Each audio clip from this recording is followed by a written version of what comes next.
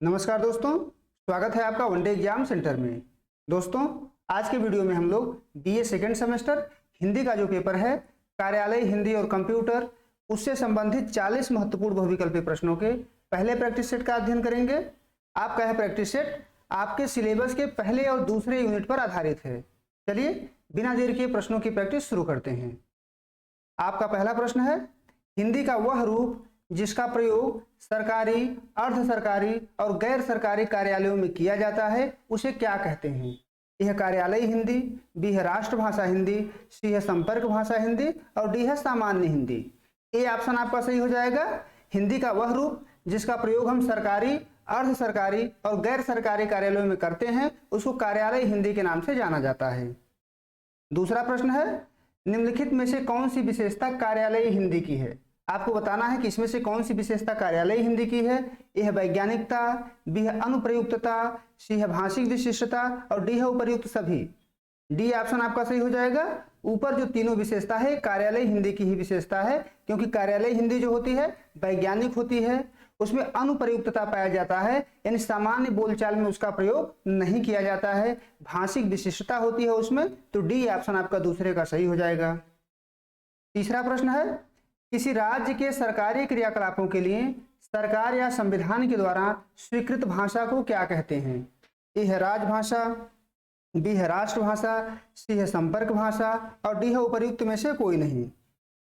A option आपका सही हो जाएगा, राजभाषा। यानी राज्य के सरकारी कामों के लिए सरकार द्वारा या संविधान के द्वारा जो भाषा स्वीकृत की जाती है उसको राजभाषा के नाम से जाना जाता है।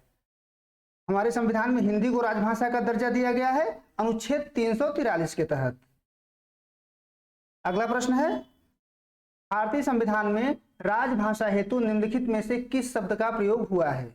यह है स्टेट लैंग्वेज, बी है नेशनल लैंग्वेज, सी है ऑफिशियल लैंग्वेज और डी है ऑथराइज्ड लैंग्वेज।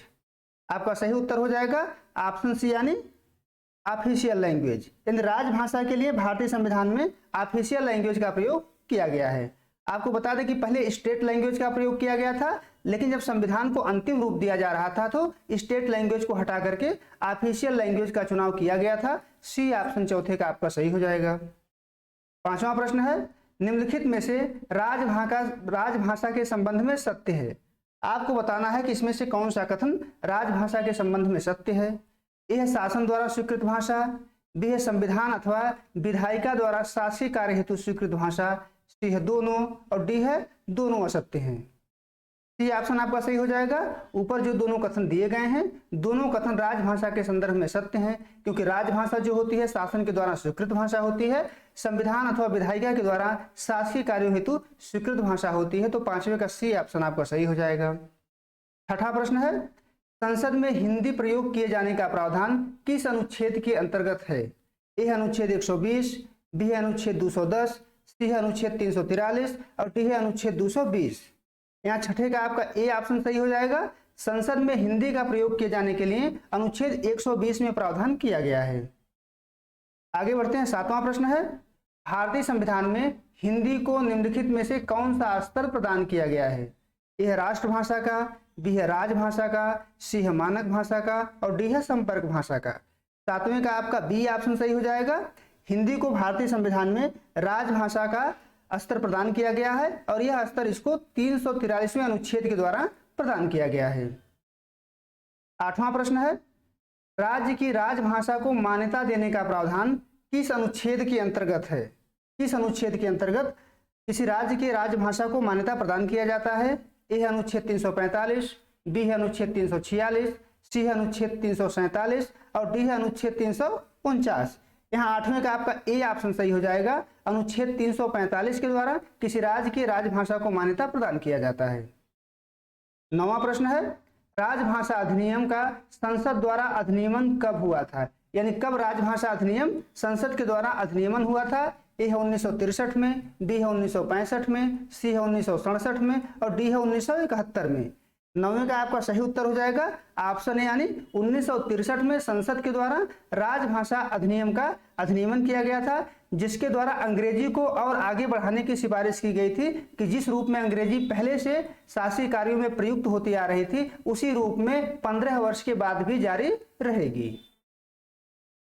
अगला प्रश्न है यानी 10वां प्रश्न है, हिंदी भाषा के प्रचार प्रसार का उत्तरदायित्व भारतीय संविधान ने किसे प्रदान किया है?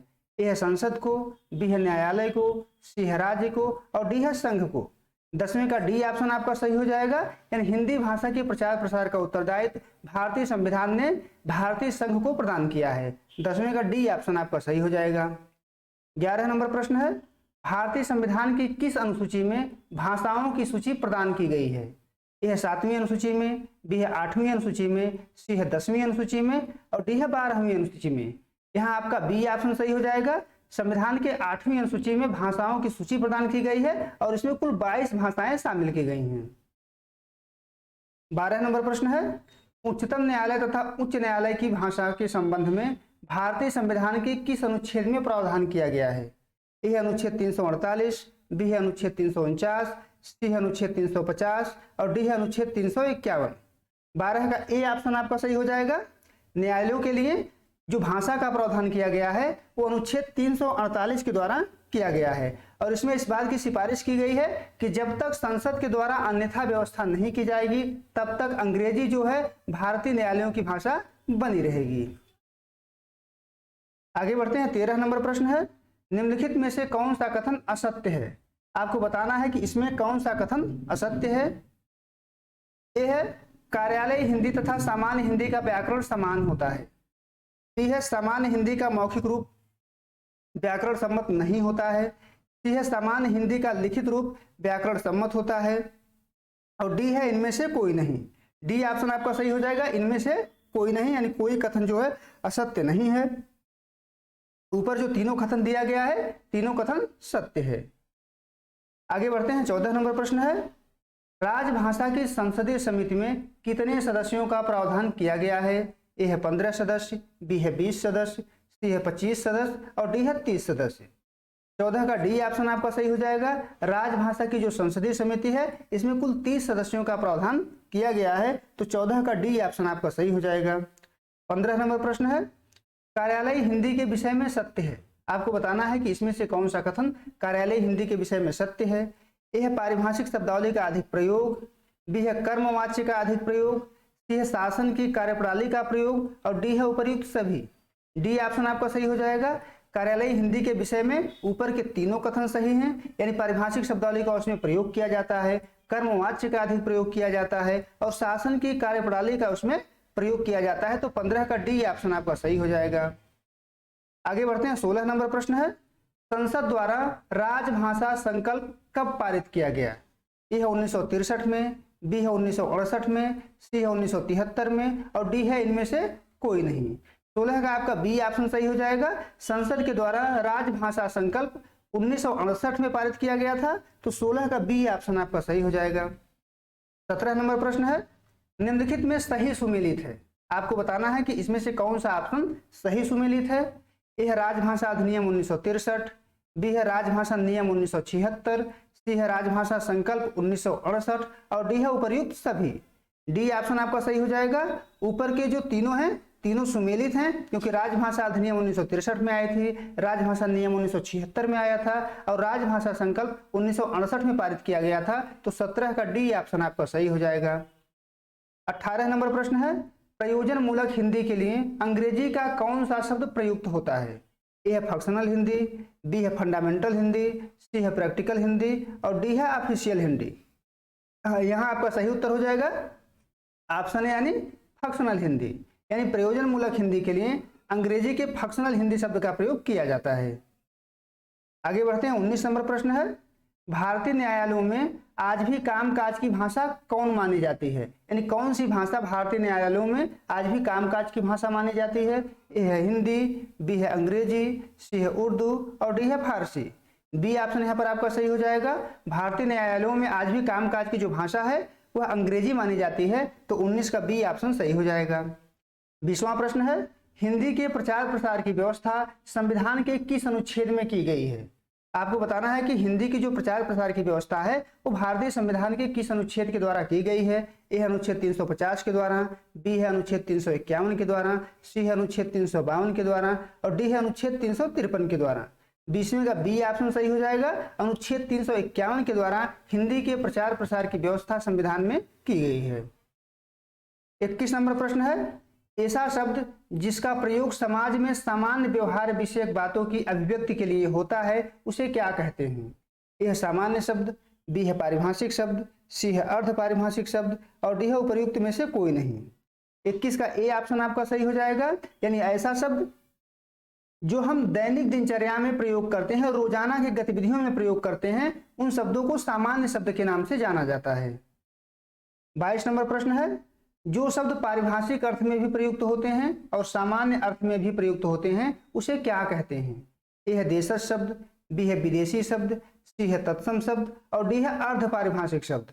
डी ऑप्शन सही हो जाएगा आपका, अर्ध पारिभाषिक शब्द, यानी जो शब्द पारिभाषिक अर्थ में भी प्रयुक्त किए जाते हैं और सामान्य अर्थ में भी प्रयुक्त किए जाते हैं उनको अर्ध पारिभाषिक शब्द के नाम से जाना जाता है। 23 नंबर प्रश्न है, वैज्ञानिक एवं पारिभाषिक शब्दावली आयोग का गठन कब किया गया था?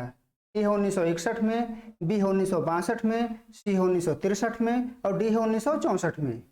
23 का ए ऑप्शन आपका सही हो जाएगा, वैज्ञानिक एवं पारिभाषिक शब्दावली आयोग का गठन 1961 में किया गया था। 24 नंबर प्रश्न है, वह शब्द जो किसी ज्ञान विज्ञान के विशेष क्षेत्र में एक विशिष्ट तथा निश्चित अर्थ में प्रयुक्त किया जाता है उसे क्या कहते हैं? ए है सामान्य शब्द, बी है अर्ध पारिभाषिक शब्द, सी है पारिभाषिक शब्द और डी है उपर्युक्त में से कोई नहीं। 24 का सी ऑप्शन सही हो जाएगा, पारिभाषिक शब्द, यानी जो शब्द ज्ञान विज्ञान के किसी विशेष क्षेत्र में और विशिष्ट और निश्चित अर्थ में प्रयुक्त किए जाते हैं उनको पारिभाषिक शब्द के नाम से जाना जाता है। आगे बढ़ते हैं, 25 नंबर प्रश्न देखते हैं, निम्नलिखित में से कौन सी विशेषता पारिभाषिक शब्दावली की है? आपको बताना है कि इसमें कौन सी विशेषता पारिभाषिक शब्दावली की है। यह इसका अर्थ विशिष्ट क्षेत्र में निश्चित होता है, यह शब्द विषय के साथ संबंध होते हैं, यह पारिभाषित होता है, डी है उपर्युक्त सभी। तो डी ऑप्शन यहाँ पर आपका सही हो जाएगा। ऊपर के जो तीनों हैं, तीनों जो है पारिभाषिक शब्दावली की विशेषता बता रही हैं, क्योंकि इसका जो अर्थ होता है वो विशिष्ट क्षेत्र में निश्चित होता है, शब्द के साथ विषय का संबंध होता है और पारिभाषिक शब्द जो होते हैं पारिभाषित होते हैं। तो 25 का डी ऑप्शन यहाँ पर आपका सही हो जाएगा। 26 नंबर प्रश्न है, पारिभाषिक शब्द ऐसे शब्द को कहते हैं जो रसायन, भौतिकी, दर्शन, राजनीति आदि विभिन्न विज्ञानों या शास्त्रों के शब्द होते हैं तथा जो अपने क्षेत्र में निश्चित अर्थ में सुनिश्चित रूप से पारिभाषित होते हैं। यह परिभाषा किसकी है? आपको बताना है कि यह परिभाषा किसके द्वारा दी गई है। ए है भोलानाथ तिवारी के द्वारा, बी है डॉक्टर गोपाल शर्मा के द्वारा, सी है रेमंड हाउस के द्वारा और डी है इनमें से कोई नहीं।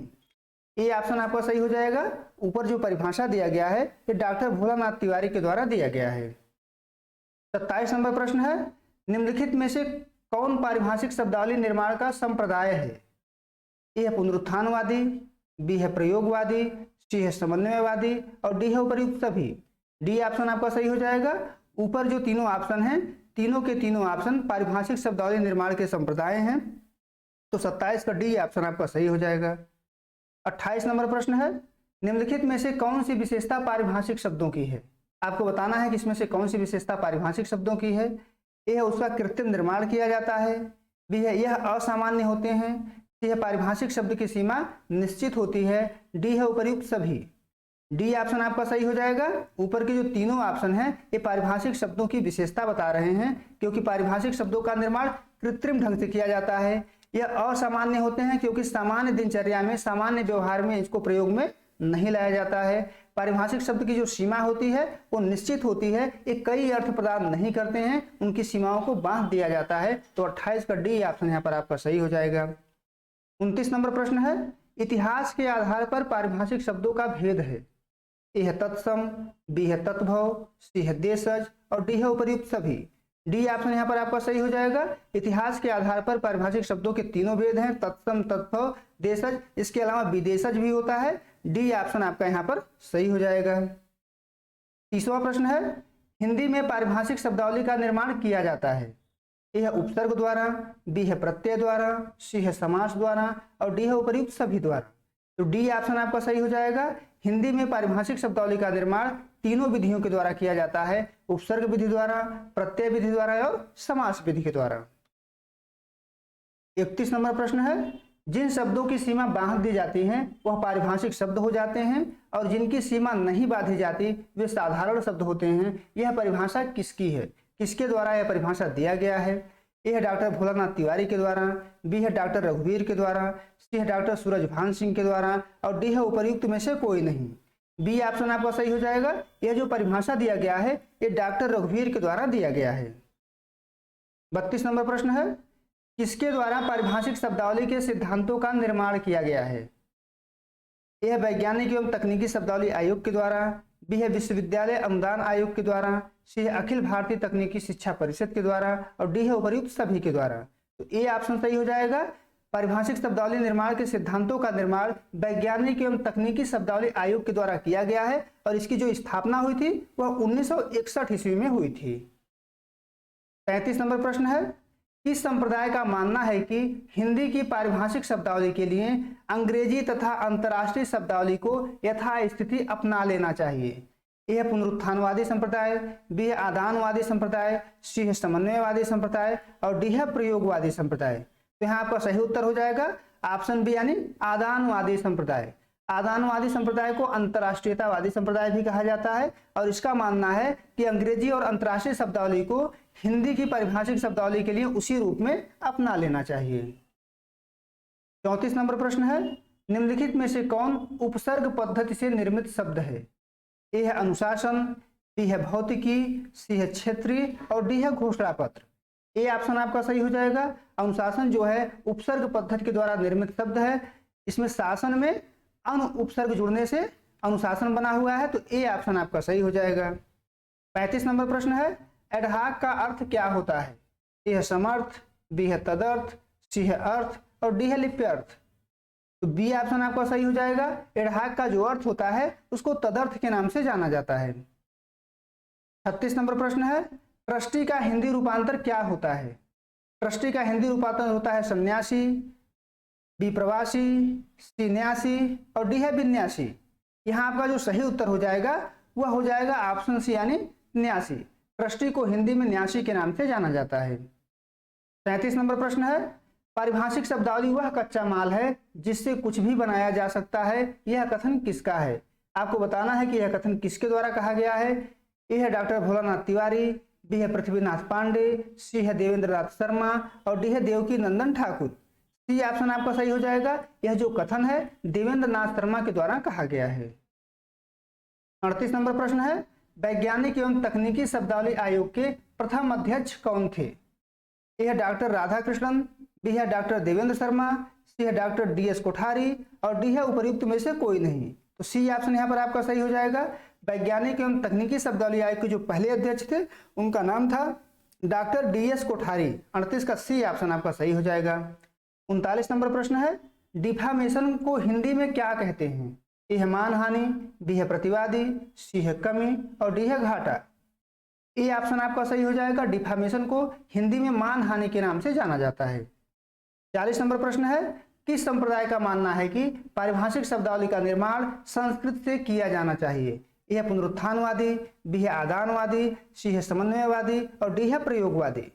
ए ऑप्शन आपका सही हो जाएगा। जो पुनरुत्थानवादी संप्रदाय है उसका मानना है कि हिंदी में पारिभाषिक शब्दावली का निर्माण संस्कृत सब्जेक्ट से, संस्कृत के शब्दों से किया जाना चाहिए। उम्मीद है दोस्तों आपको ये वीडियो पसंद आया होगा। आप हमारे चैनल को लाइक करिए, वीडियो को शेयर करिए, चैनल को सब्सक्राइब करिए। बहुत बहुत धन्यवाद।